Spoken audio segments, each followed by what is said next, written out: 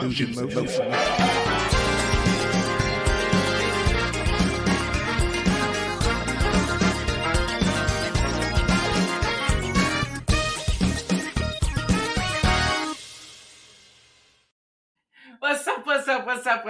up? Good morning, everyone. I am actually cracking up.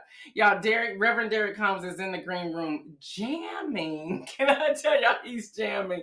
Anyway, I see you, Adrian. Good morning to you. Y'all, welcome back. This is our day 2 of being back. Adrian, Marion Jackson, good morning to you. Dr. Antoinette, what's up, sister? Shardinia, good morning to you. Y'all, we have a great show for you today. I'm so glad that you are tuning in. We had a great time yesterday, did we not? On our return back, y'all. Today is Wednesday. It is Wednesday, September. I don't know what date it is. It's September the 4th. I see you, Rosanna Bivens. I see you, Pastor Alex Williams. Good morning to you. It is September the 4th. I am your host. What's up, Davia? I am your host, Gail Dudley. Welcome everyone who's tuning in from LinkedIn to YouTube. We really do appreciate you and all of you on the audio podcast as well. I am so grateful to the love that you all shared to Isaiah on yesterday. Again, if you're looking for Isaiah, we want to say thank you to him. Isaiah, the freelancer.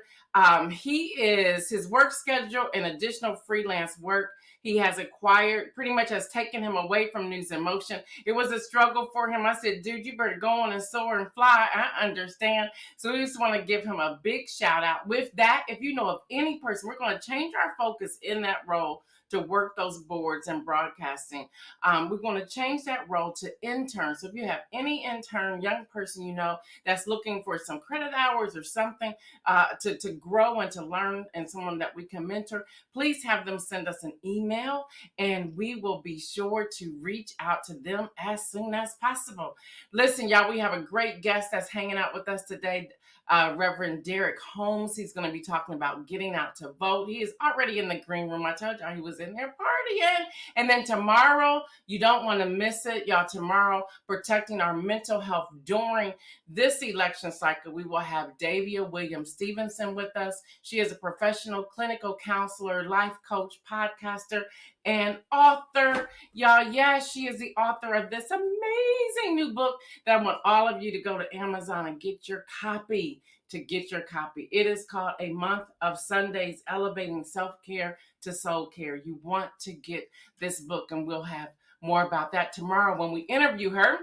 And some of you were asking, what is Everbloom? So let me go ahead and tell you just a little bit. It is still unfolding. It's another petal that is unfolding. You know, all of you, I believe, know me already, that as a firm believer, that to truly bloom, we must invest in ourselves. Now, y'all, sometimes it takes a spark of inspiration to create the space we need to grow. It's important to be grounded, planted, have our soil turned, be watered, and at certain seasons be pruned. Y'all, it is still unfolding, but in its unfolding, I can give you the first thing that we're going to be doing, which is going to take place on Sunday, September the 15th. You all know that I am into investments and stocks and understanding that. And as a community, I believe that we should all at least know a little something about that. So if you want to join us on that date, it is one thing that we're doing. And it is something that you would have to invest in to be a part of. We have it in the slot there. It is called Her Trading is Profitable.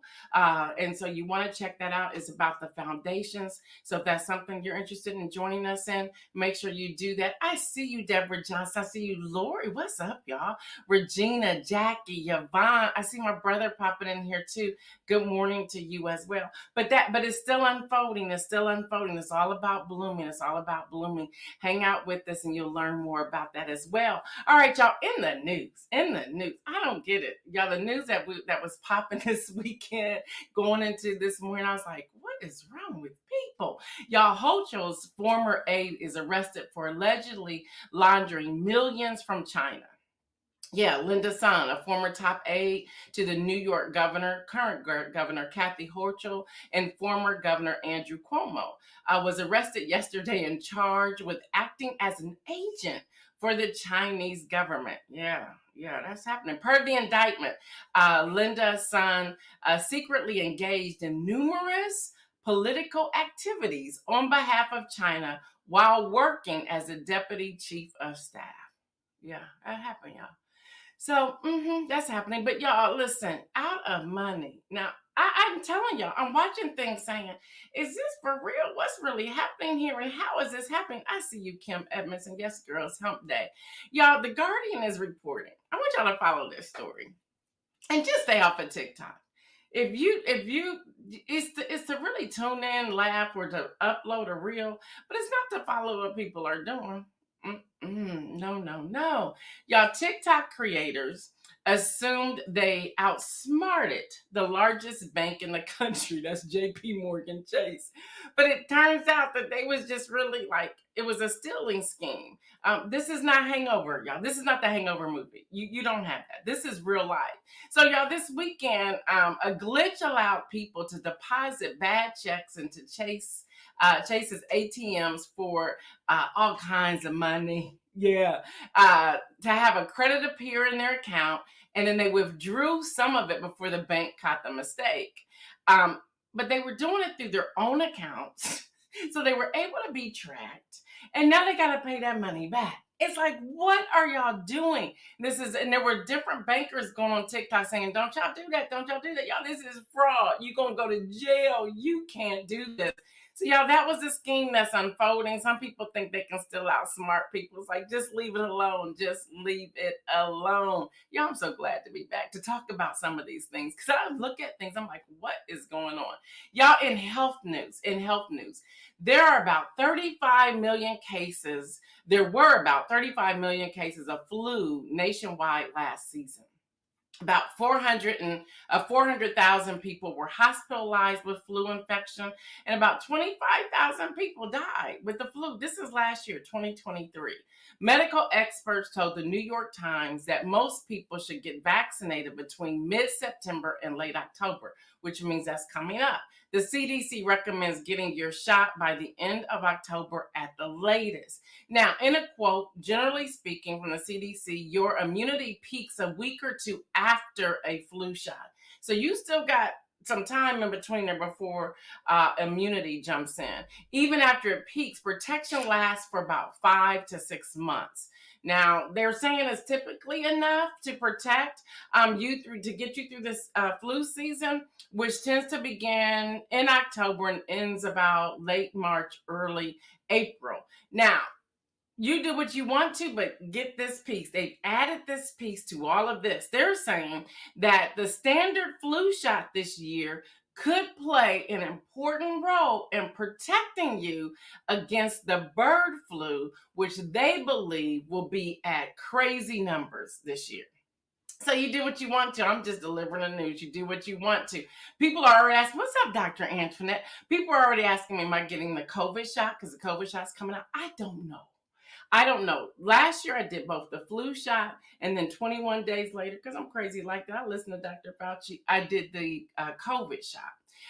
And then in December, if y'all remember, I was sick as a dog for almost a month and a half. So I'm not sure if that had anything to do with it or not, but I'm a little shy about doing that. Let me know in the chat what you are going to do when it comes to the flu shot or COVID shot, if you think that's necessary or not. What's up, Virgie from Virginia? What's happening, sister? All right, y'all, gun rights. There is a new group.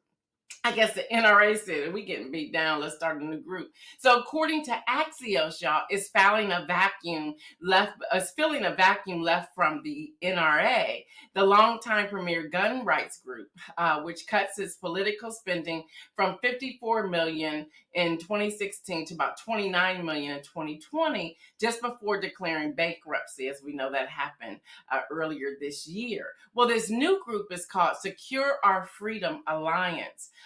They're not looking to compete with any firearm groups, but they want to fill what they believe is an urgent need to address gun owners this election cycle. So, y'all, they're focusing on the millions of Americans who purchase guns during and after the COVID pandemic.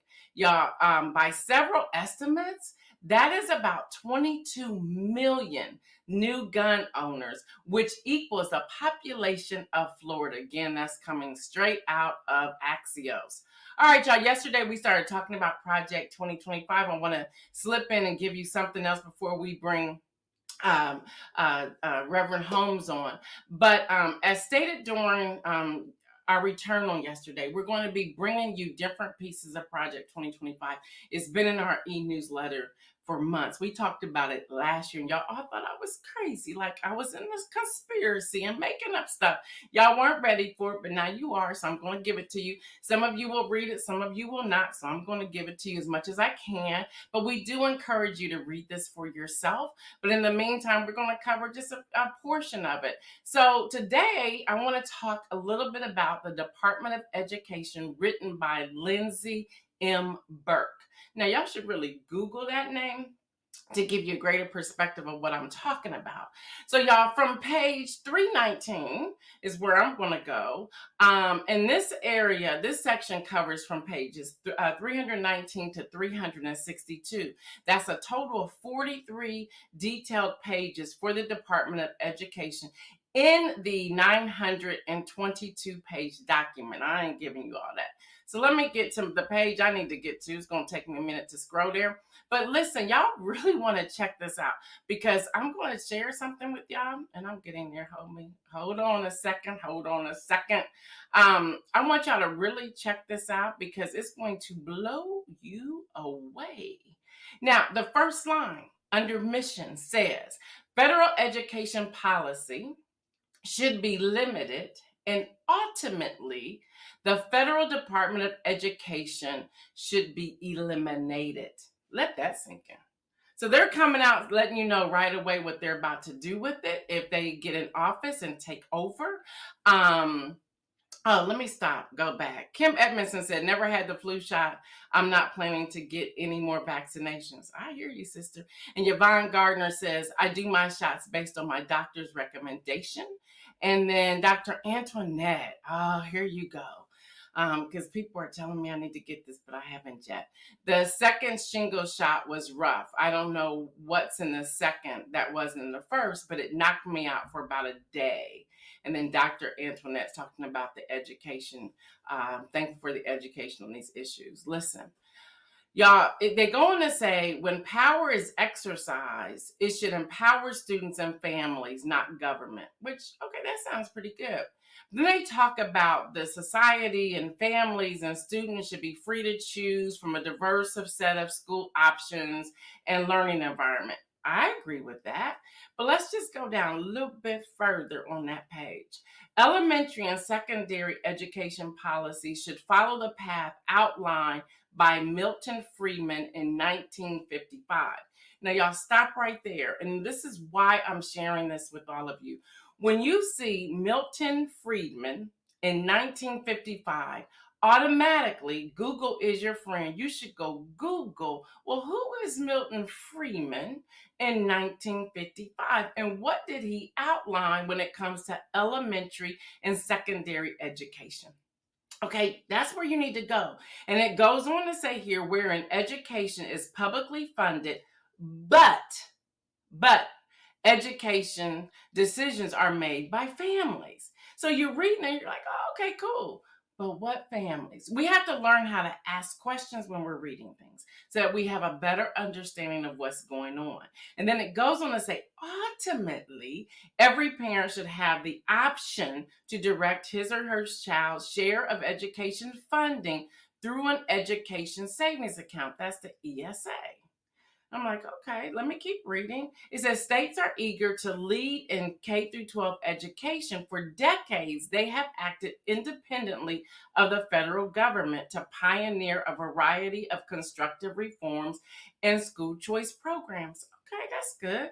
For example, in 2011, they talk about Arizona first piloted ESAs, which provided families roughly 90% of what the state would have spent on that child in the public school to be used instead on education options such as private school tuition, online courses, and tutoring.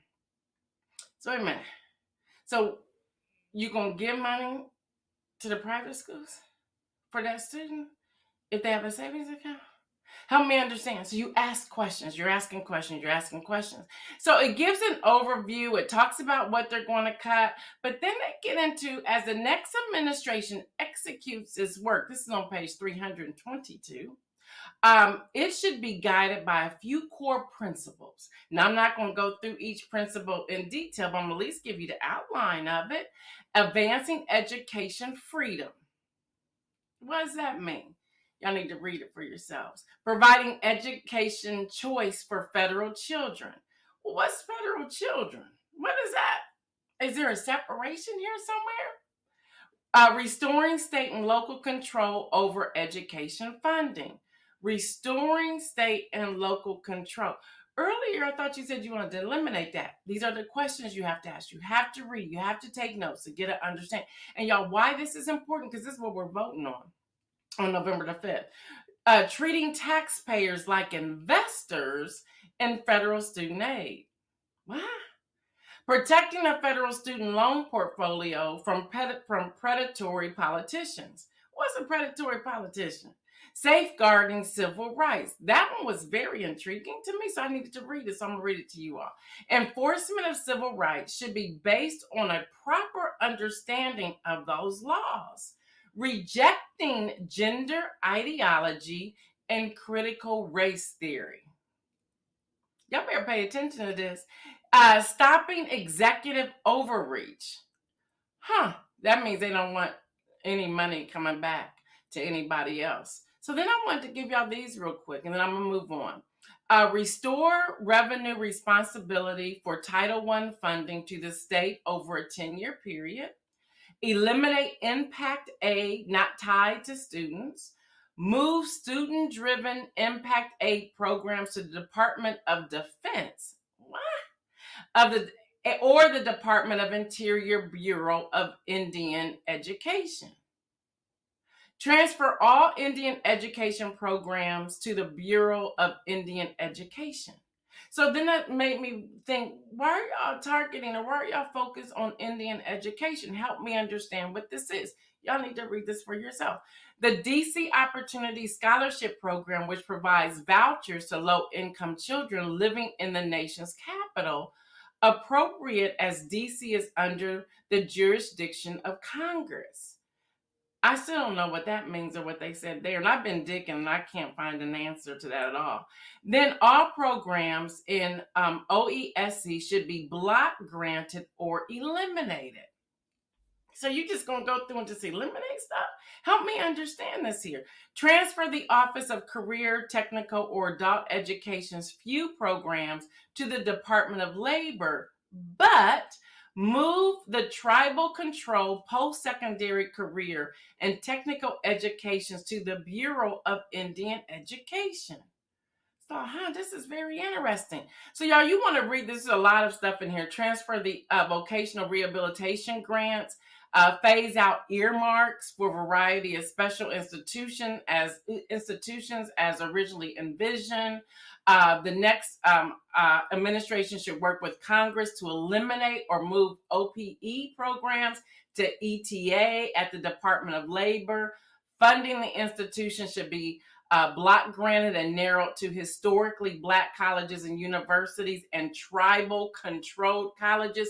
Pay attention to what's happening. I believe it's in Florida, and there's another HBCU that's being kind of like controlled. They got rid of the board. They brought in their own person from the state, and they're controlling. Y'all need to pay attention because it's in here. What I read in here is exactly what's happening right now with the HBCUs. They all go on to talk about federal student aid. The next administration should completely reverse the student loan federalization of 2010 and work with Congress to spin off the FSA and its students loan obligation to a new government corporation with professional governance and management. They talk about the long term. They're talking about the Office of Civil Rights. They're talking about attorneys and accountants and experts and specialists. They're talking about current laws, y'all. Y'all, again, there's 43 pages of this. And you have to dig deep. You have to go into it to get a better understanding of what's happening. And then on the first day in office, the next administration should signal its intent to enter the rulemaking process to restore the Trump administration's title regulation and the additional insistence that sex is properly understood as a fixed biological fact. Official notice and comment should be posted immediately. Yeah, read this. Y'all, I don't want y'all to miss any of this that's in here. And I'm already up to page 335. There's so much in here.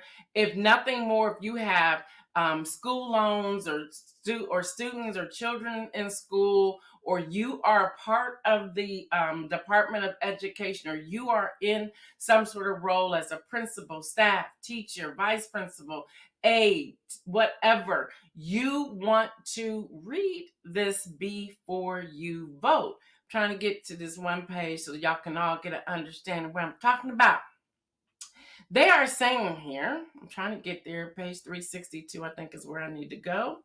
There has to be another way of me doing this. But page 362, they talk about all the cuts. All right, here we go. Eliminate the PLUS loan program. In time-based and occupation-based student loan forgiveness. Eliminate Gear Up personnel. The Department of Education currently employs approximately 4,400 individuals. As programs are eliminated or transferred to other agencies, so are the employees. Thought I'd let you know that. Y'all, we have to pay attention to this. This is not a joke. This is not something that's just happening.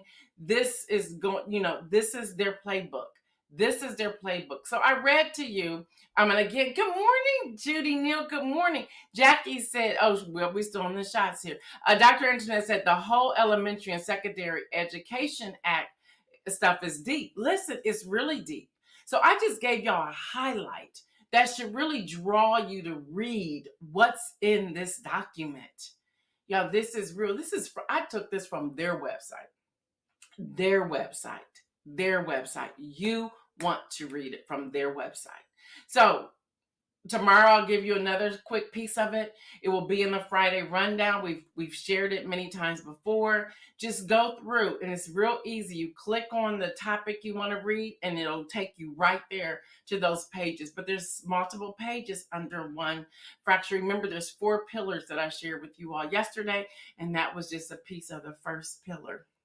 The Department of Education. All right, today we're going to also give out voter information before I bring on Reverend Holmes, starting with Alabama, Alaska, American Samoa, Arizona, and Arkansas. And this is coming straight from ballotpedia.org.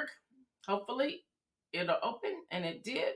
All right, y'all. Alabama, your last day to register to vote is October 21st. Alaska, your last day to register to vote for the general election is October the 6th. Arizona, your last day to register to vote is October the 7th. Arkansas, you can vote at the time of, you can register and vote at the same time. So that's Alabama, Alaska, Arizona, Arkansas. Again, Alabama, October 21st, Alaska, October the 6th.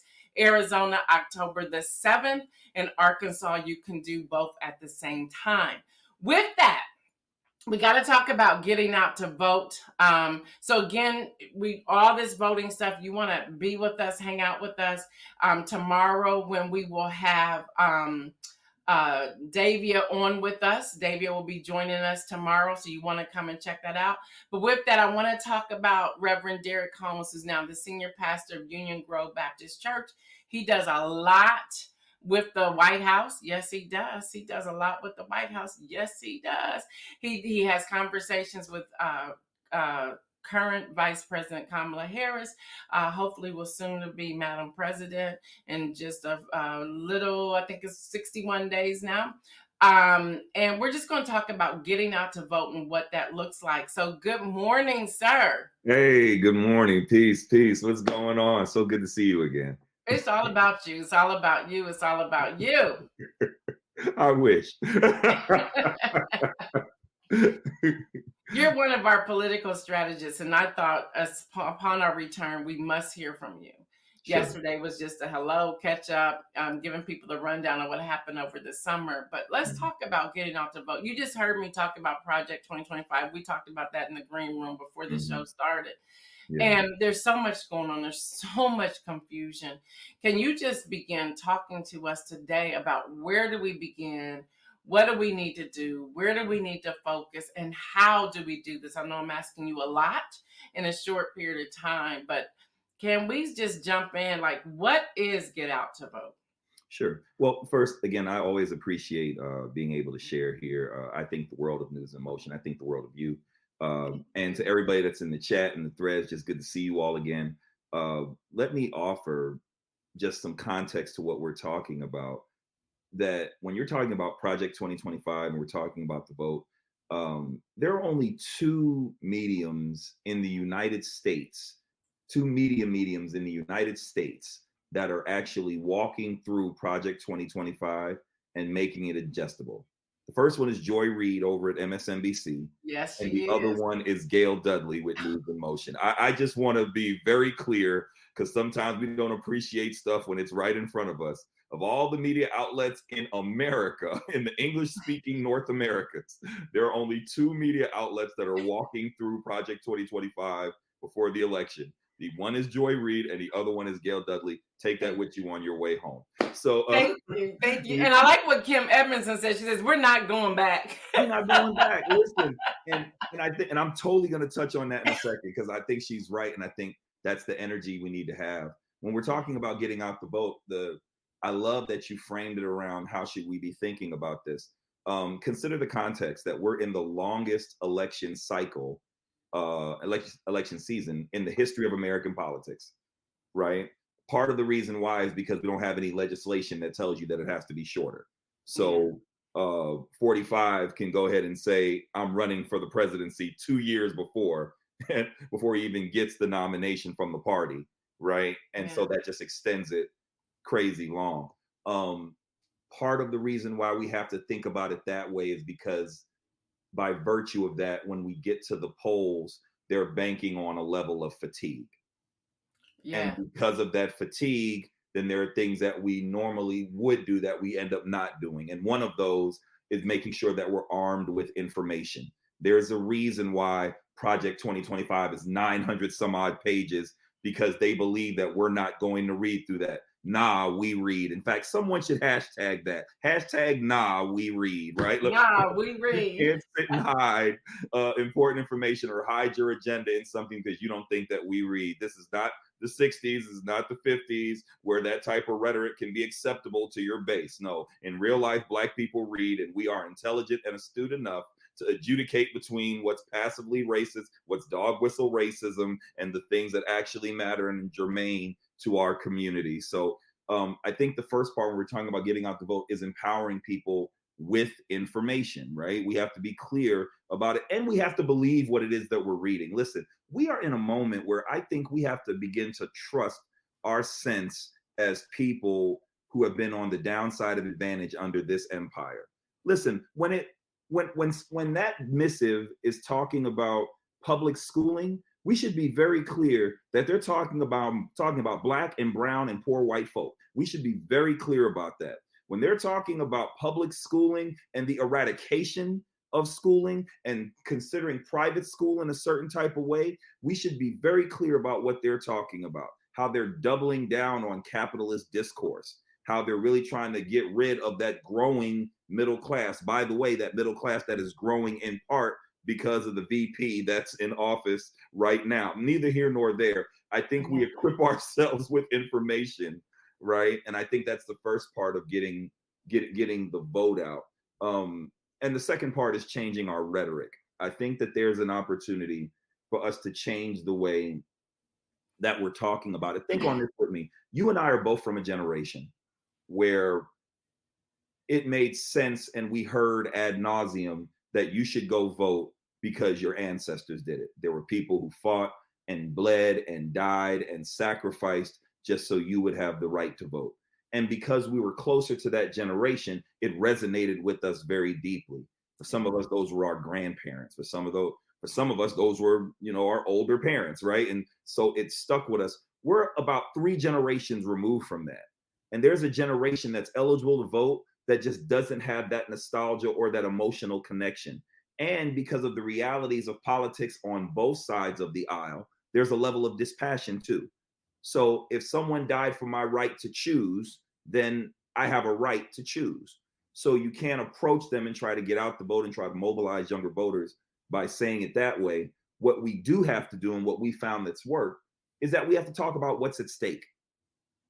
If you don't vote, then Project 2025 is coming to pass. Be clear, Project 2025 didn't just come around. In fact, when 45 got into office, he was actually mobilizing a lot of this. And this is one of the reasons why I fool with Uncle Joe, because when he got into office, the first thing he did was sign an executive order to undo all of this foolishness that 45 tried to put in play, right? So we have to talk about what's at stake, even as he's trying to back up from it, right? Because he's saying, I'm not really gonna do that. Nah, we don't believe you. You need more people, right? It's in 922 pages, and you heard me read his name from the quote in the pages. Yeah.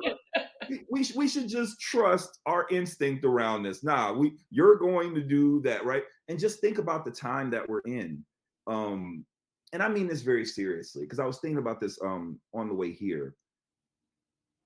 Think about the energy going into this election before President Biden drops out and then puts his name behind Kamala. The truth, Vice President Harris. Here's the truth. We knew we had to vote, but we weren't really in love with who we felt like we had to vote for. Listen, I was voting if he was on a ventilator. Right. But what that represents is the lowest sense of democracy, right? Democracy isn't voting against something, right? So we're voting to keep something out. I'm voting against something. No, democracy is when you're voting for something.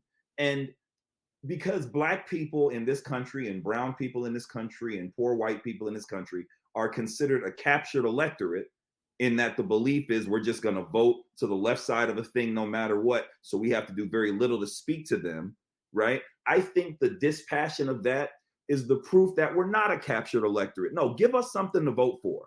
No, give us something that we can get behind. Give us something that we can hold accountable. Give us something that pushes us in the direction that we want to go in. And think about the energy now. Can I tell you, I can't wait. We do debate watch parties at our church. So we're going to have a whole thing where we watch online and we watch together. And then just like this, we sit in the chat and we talk about, oh, that's the truth. Oh, no, that was a lie. Can I tell you, I cannot wait to watch this debate next week. Now, before you go on, if I can pause, because how can this viewership follow that watch party? Is there a link or something we can give everyone? There will be a link. I will shoot you the link later today, and then you can put it on the if you could, then you can put it on the thread tomorrow. Okay, I would definitely do that. And we can do that. I would definitely do that. Yeah, but listen, I'm about to watch this strong, intelligent, articulate, well-versed Black woman beat up on the least qualified candidate in the history of American politics. When I tell you, I am here for it. I am here for all of the proverbial smoke. But I think when we're talking about getting out the vote, I think the first part is arming ourselves with information, right? The other side of that is not only information so we know what we're voting for, knowing what's going on both ends so we can be informed at the polls.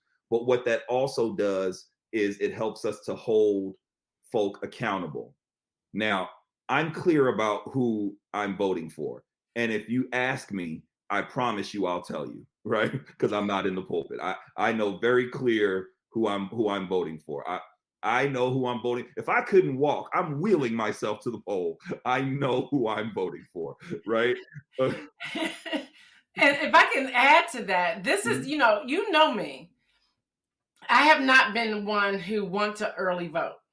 Mm-hmm. I've never been that person. I want to vote on the day. Sure. October 6th, I'm up there in Delaware County casting my ballot. Listen, I am casting my vote, but I want to be clear. Part of the rhetoric because and here's where I say the controversial thing on News in Motion.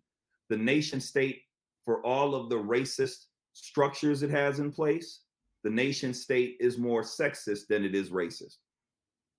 We should be very clear that the social order is white man, white woman, black man, black woman. And as a result, the rhetoric against Vice President Harris is very real. No doubt someone watching this right now has seen a disrespectful picture of Vice President Harris, or has seen a sticker that refers to her in a negative and disparaging way, right? Did you see the one, not to cut you off, and I don't want you to lose your thought, but did you Oh, no, see I'm the good. one from Elon Musk yesterday? Yeah. I'm like, that's AI. I'm like, you are abusing your own rules that you have set for your platform, which is X, formerly known as Twitter. So the question is, so did you pay $4 billion, which wasn't all your money, to be able to do this and manipulate the election?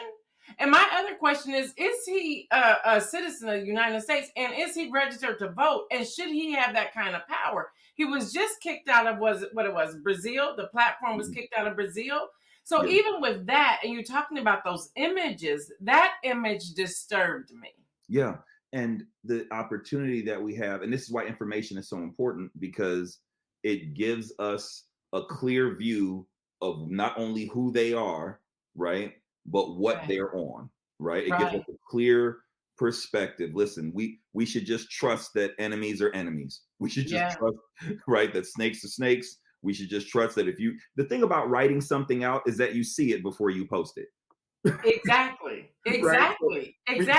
And yes, David, we can do that. Let's make an event out of that, David. Going up to Delaware County, we should not go alone anyway. But go ahead, dear.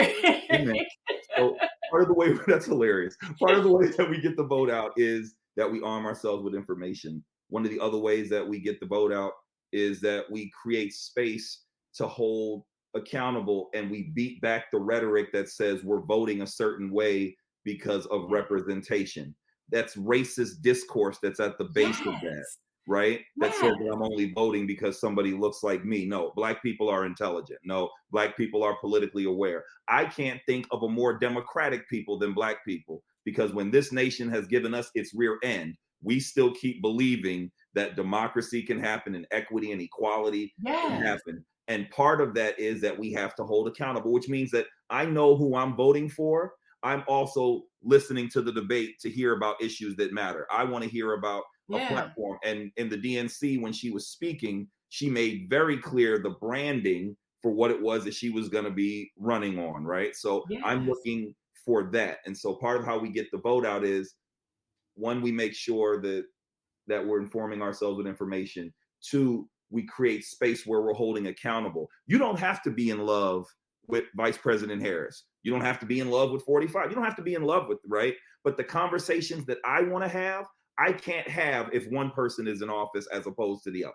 Exactly. That's a fact. And I think, and you raised something, and I know some of you got to go. Y'all can check out the replay later, but we ain't stopping yet. But one thing you raised is so true, and I've had people say to me, just recently, if you're voting for Kamala, and they say it wrong, Kamala Harris, is that because she's a woman and because she's Black? I said, that's the most ignorant thing I ever heard.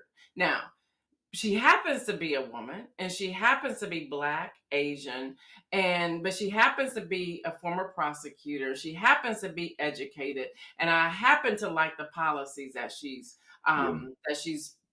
her platform is built on. So yes, that's why I choose her over this 34 felon, over this liar. And we want to talk Bible. Let's go to Bible too. It talks about liars in the Bible. It's like, come on. And then this person who has been convicted of sexual assault. It's like, seriously. Yeah. What you want to do? Marry 3 times. Slept with one while married with the other, and all that stuff. That's why. But we also need to talk policies, which you're sharing here now. Yeah, I think we have to be able to elevate the conversation in certain types of ways. And when we're talking about getting the vote out, what we also have to be clear, to your point, is at the end of the day, it's who is the best candidate. It's not perfect.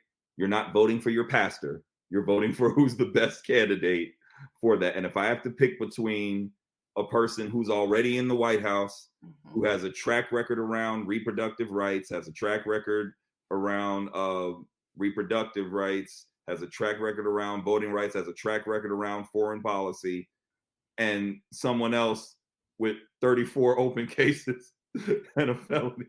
In fact, by the way, just as a complete side note, I don't know that many people who look like me who could have 34 felonies and then still be outside to run for the highest office of the land. I wonder why somebody with 34 felonies, right, who's been convicted of 34 felonies can still be on this side of the bars and still run for the highest office in the United States. I wonder why that could happen. And I wonder if I had 34 felonies right now, whether or not I would be talking to you from my office as opposed to behind some glass. Neither here nor there. So listen. Either behind some bars or dead. Or dead, right? Or dead. So I just think that we have to make sure that we're armed with information. We have to be willing to dispel the rhetoric that says that we're a captured electorate, which means that we're holding a person accountable. I do think we have to switch our pitch. We need to create the right type of urgency in getting the vote out. When we talk to other people about getting the vote out, it's about what's at stake. If you do not vote, then we politically move back to the 1950s, 1940s. If you do say not 30s vote, or 40s. 30s or 40s, right? If you do not vote, then the truth is more public schooling will begin to close, which directly impacts the Black community. If you do not vote, right? Latchkey programs go away, Head Start programs go away. That directly impacts the Black community. If you do not vote, that means that unqualified folk can have positions of power. I'll give you an example because you were talking about the flu. Part of that Project 2025, it says that they want to get rid of doctors who believe that climate change is real and that COVID is real and that vaccinations are important. And it gives the president power to take somebody out and put somebody else that they want in who'll say what they want to say. So let's say that you're a doctor who went to school and has degrees and can use science to back what's in the best interest of the Department of Health. Under Project 2025, the president can take that person out and put Reggie Jenkins in because Reggie Jenkins can say whatever it is I want him to say. That's to the detriment of a nation, and that's what's at stake. So when we're talking about getting out the vote, we have to make sure that not only armed with information, not only that we're choosing to hold people accountable, we beat back the racism that says that we're too ignorant to think for ourselves, and that we also have to be talking about what's at stake. We have to be able to tell that generation beneath us, this is what's at stake. If you don't vote, then this is what we end up with, and nobody wins. Yeah, and since you were on there, I wanted to give y'all that page reference. That's 449 of Project 2025. Listen, and that's what I want people, and I was saying that to someone the other day. I was like, give the page numbers so that people can go there and read it with their own eyes and do their own research. But what he just talked about with the health and the vaccines and who they're going to get rid of, page 449. Okay, so let me ask these questions. We're laughing about it, y'all, but this is real. This is real. And I like what Marion is, I don't like it, but it's true too. But what Marion is saying, trying to replace democracy with dictatorship. Absolutely. So I want to go over this because there's 5 best practices. And I know some of you got to go. Y'all know the rules. Y'all can go. 5 get out to vote best practices. And that's talking about recruiting volunteers early, defining your area that you're going to target, have that outreach strategy, which is what you're talking about, conduct multi-channel efforts. So that's canvassing, phone banking, email, social media, text messaging, and direct mail, and then partnering with people. And I love that last one there because we're partnering now. Y'all, I think it would be great. And I'm just going to tell y'all, partner with Union Grove Baptist Church and Reverend Derek Holmes for the debate. Don't wait until we talk about it later. Go ahead and engage in it right then while your questions are fresh. Partnering, when we're talking about the national voter registration that's coming up on November. September the 17th, is about partnering. I talked about we're partnering with Kennedy Cakes, we're partnering with Junto, we're partnering with Yellow Brick Pizza, we're Yeah. partnering with different people trying to get these things out here. But if you can't do any of those, email, social media, phone bank, complete postcards, do whatever you can to get out there. So let me ask you this, because I think we need to have our pitch correct, and that's what you're speaking of. Mhm. How do we develop all of that so that we can be in sync and we're not like fumbling around Yeah. or giving misinformation? Not that we're doing it intentionally, but Sure. we're wanting to make sure we're getting information out there. And y'all, I'm gonna say this, talking about misinformation, disinformation, people are learning quickly that AI is not cut out to be what they say it was going to be. They're not even thinking it's going to be taking people's jobs anymore. They need the people to work the AI. So Yeah. we're starting to see it unfolding with that. So be careful with grabbing your information by going into Chat GPT and say, what is this? Don't do that. Yeah. Fact check it. So speak to that, please, Yeah. Reverend Holmes. So I think part of the way that we navigate that in terms of aligning our message, one is making sure that we're in right alignment. It's doing what we're doing right now. We're in conversation. It's doing what we're doing right now on the thread where we're able to share and kind of build out. We want to make sure that we're not just aligning for the sake of alignment, but that we're value aligned, right? Yeah. I'll give you an example of what I'm saying. We've made a commitment at Union Grove that I want to be able to say unequivocally that we have 100% voter turnout in this election. Every person, every member of our church that can vote. And by the way, if you're on this side, again, if you're on this side of the bars in this country, you can vote. So we want to make sure that everybody, no matter what, is going to vote. And I don't know what anybody else is doing, right? I just know that for us, we want to make sure that we have 100% voter turnout in the 2024 general election. Let me I'm know not. how I can support you in that too, because we Oh, would love to come alongside of you to do that. Oh, wait, and look, and I knew you were going to say that, and that's why I brought it up. Because when you go ahead and come alongside of that, we're value aligned. That helps us build power. I'm probably not going to partner with a church that espouses rhetoric from the religious right. It's not to disparage them. God bless and keep you, right? It's not that. But the truth is, we're not value aligned. And so Yeah, part of the way that we start thinking about our partnerships and our coalitions is to be strategic. And I yeah, think the other side of that too is that not only should we be strategic, but we should also do what we've always done, right? The conversations we have right now are happening in barbershops every week. They're yeah, happening in beauty salons every week. We are a village people. We're a community people. And so I don't think we have to reinvent that wheel, right? yeah, We just have to make sure that we're having the conversations that we normally have and that we ask the questions that we normally ask. And we have the courage to address the things that sometimes come out of that.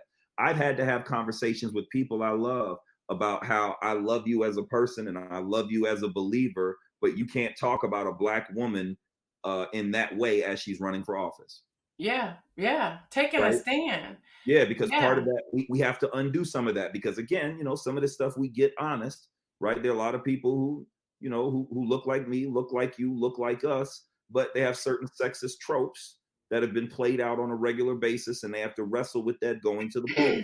I think we have to be able to have those conversations in our safe spaces, right? yeah. And I agree then with that. come down on the side of what is right. And I think when we do that, that's the best way we mobilize and kind of do it in collaboration. Yeah, I love that. I was sharing yesterday, like to just go ahead and make announcements where you are, whatever that is, to let people know. Just ask the question, are you registered to vote? And not tell them how to vote, but just Mhm. your voice is important. Are you registered to vote? And I was at my nephew's and his girlfriend's baby shower, and my sister-in-law said, hey, please make that announcement. I did, and the young people who pulled out their phones and started registering. And I Mhm. was sharing with the viewers yesterday, when I was walking to my car, a young man said, hey, Miss Gail, can I ask you a question? I said, yes. He said, I was too embarrassed to ask you in front of my friends. When I Mhm. opened up the app, I got confused. I didn't know what to do Yeah. because he's there to watch reels and to play games or text or whatever. So I sat there and walked through with him, and he did get registered. But it reminded me, even as we're going into voter registration, National Voter Registration Day, that there's people, you can't just say, hey, just go here and click and do it. that may intimidate them. And I realized quickly that young man was intimidated by, I got to give him my social security number, I need to give him my ID reference or whatever. That was very intimidating for that young man. Yeah. And I don't know if that's because something happened to him in the past, if he thought he had it. I have no idea. But I think we also need to educate and let people know this is not a scary experience. This is an empowerment. So how do we best empower people who may be intimidated when they open up the app or they go online and they say, I got to fill out all this, I got to give you all this. How do we direct them? Or someone who may be displaced, maybe they don't have a physical address, or maybe they're going from home to home because they're just out of foster care, but they're 18. Can you speak to any of that? Yeah, I think we have to be attentive to those aversions, and there are just some realities we have to own. The reality of the prison industrial complex in this country, the reality of medical racism in so many ways, the reality of educational racism, some institutional oppression in this country leaves a lot of people in our community averse to participation with anything with the empire. Everybody on this thread right now knows somebody who will tell you that they're not going to vote or they don't fool with politics like that because it's all rigged or it's all set up, right? Or there's a system in place that's going to do whatever it wants to do anyway, right? Right. So Right. we have to, when we're talking about empowering people, we have to be able to speak to that in a certain type of way, right? And Kim, look at you cooking with grease, right? For some people, even looking at a ballot can be intimidating. And we have to just be able to own that, right? Because now I don't have to be insecure in listening to you trying to empower me, right? If you start by saying, listen, I know that stuff has been crazy. Listen, I know that you might have gone out to vote and then 45 happened. Look, I know that you may have voted for President Obama and then you lost your home. And as a result, right, that there may be some aversion to that, right? You don't have to be scared. The truth is that when we vote, when we show up, we actually win. And then the work we do afterward, which is really what I'm connected to, right, is what brings about the change. So you put the person in place, you give somebody a strategy, you put the person in place, and now you hold the person accountable to what they do, right? And that's the thing that helps somebody when they're able to say, I don't have to be afraid of this, I don't have to be intimidated by this, I can actually participate in this way, my voice can be heard, and you give them other opportunities to do it too. If voting is the only thing we do in an American democracy, we are failing as a people. Yeah, I agree with that. Because change never comes from the top down, and we have to debunk that thinking. Change never comes from the top down. It always happens from the bottom up. It always happens when we as a people feel a way, and then we organize and we strategize and we build and we demonstrate and we agitate and we motivate, and then something puts pressure here, and then it makes its way to us. Change never. So we should tell people very clearly that voting for Kamala Harris to be the next president of the United States doesn't automatically instantly wave a magic wand and make everything okay. Exactly. But we want to put a person in place so that way we can have the conversations we need to have and put the things in place that we need so that way we can change for ourselves. And when you tell somebody that, now you're just keeping it real with me. I can get behind that. But when we give somebody magic wand politics, then that never benefits us. That's always to the harm of our people. You're so right. And for those of you who are intimidated by a ballot, and thank you, Kim, for raising that, you can go to ballotpedia.org. Again, that's ballotpedia.org, and print out a sample ballot.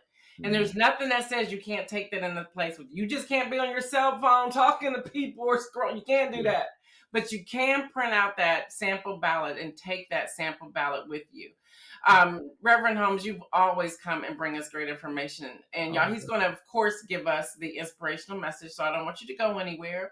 But before he does that, there's a lot that we heard here today. So please join us tomorrow when we will have Davia Williams Stevenson with us, professional clinical counselor, life coach, podcaster, and author. She's going to be talking about protecting our mental health during this election cycle, protecting our mental health.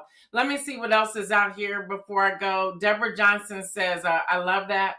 We have owned the fact that we can be intimidating, but we have to encourage people to do what it takes to vote. Kim Edmondson saying yes, yes, yes. Marion Jackson, you got to put it up there. Come on now.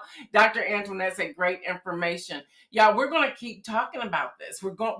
I told y'all the first of the year, come this time, September through November, I'm going to get on your last nerves. But we're going to make sure we're bringing you content after content after content. So even if you have questions, start thinking of those so we can put them up there. Next Thursday, we're going to have a town hall meeting. Next Tuesday and Wednesday, I'm missing in action. So please make sure you join Reverend Derek Holmes in Union Grove for their debate night on this Tuesday, right? Next Tuesday. And we'll make sure you have all the information you need there. With that, I'm going to turn it over to you, Reverend Holmes, take us out of here. And again, I cannot thank you enough for joining us and doing what you do. I appreciate you greatly. I appreciate you. And so again, it's always a blessing. I think the world of News in Motion, I think this gets a lot of stuff right, and just a real privilege to share. We were sitting there talking about voting and the importance of getting the vote out. And the truth is that we've had these conversations before. Here we are again at another election, another moment that's pivotal. The truth is there's no such thing as an unimportant election, and there's really no such thing as an unimportant election in the Black community. And while we're having these conversations about getting out the vote and making sure you're involved and making sure you're participating, the truth is, while we're in the longest election season in the history of American politics, it can be draining, right? It can be frustrating, it can be irritating and aggravating and agitating. You'll start to see the commercials where this person talks bad about this person, or this person puts this person's business out, and it can just be a full-on mess, and it can really engage you in certain types of ways. And I was thinking about that. And I also thought about the very real fact that there may be someone who's watching this right now who may not have made it to Bible study. And if you haven't made it to Bible study, I want to give you something to think about. It's in the New Testament book of James in the 4th chapter. It's just the 17th verse. That book of James is actually the oldest book in the New Testament. In that 4th chapter and the 17th verse, here's what it says. It says, "To him that knoweth to do good and do nothing, to him it is sin." The person who writes this is James. It's actually the brother of Jesus. He's the pastor of the church in Jerusalem, and he's teaching Judeo-Christians how to live like Jesus. And what he's really saying is that it's not enough for you to sit in your church. It's not enough for you to sit in your safe space. It's not enough for you just to stay at home. But in order to do what gives God the most glory, you have to know what's right and then do what's right. And I can't think of a better message as we get ready to mobilize yet again into this election season. The truth is that at the end of the day, we are picking what is right, what is best for the nation, what is best for our people, what is best for our community, what is best for our agenda. And it's not enough for us to know what's right. It is not enough for us to sit in our churches. It is not enough for us to sit in our homes. It's not enough for us to sit in our safe spaces. But if James is right, if the Bible is right, if the Lord is right, that what it says is it's not enough for us to know what's right, but we, beloved, have to go out and do what is right. We are choosing between a host of candidates, from the red and the blue and the green and the independent party. Listen, there are all types of people to vote for. We should be praying and be thinking about what is right, and then not just know what's right, but actually go out and do what is right. Go ahead and vote for what's right. Don't vote for a party. Vote for what's right. Don't vote for popularity. Vote for what's right. Don't vote because they rep your sorority. Vote for what's right. Don't vote because she cute. Vote for what's right. Don't vote because someone else told you to vote for him. Vote for what's right. We should be going to the polls with power as believers in something bigger than us and higher than us. And by the way, something that keeps us every single day and has been keeping us this entire time. It is extremely important that we don't just know what's right, but that we go out and do what's right. So when election season comes and when it is our time, I am encouraging you, I am imploring you to not just know what's right, but to do what is right. And when we do what is right, here's the shout: when we do what is right, God gets the glory out of it and God blesses us immensely. So my brother, my sister, my people, go out and do what's right. Vote what gives God the most glory, and then watch what God does with our land. I pray that made some sense. I'll talk to you soon. Peace.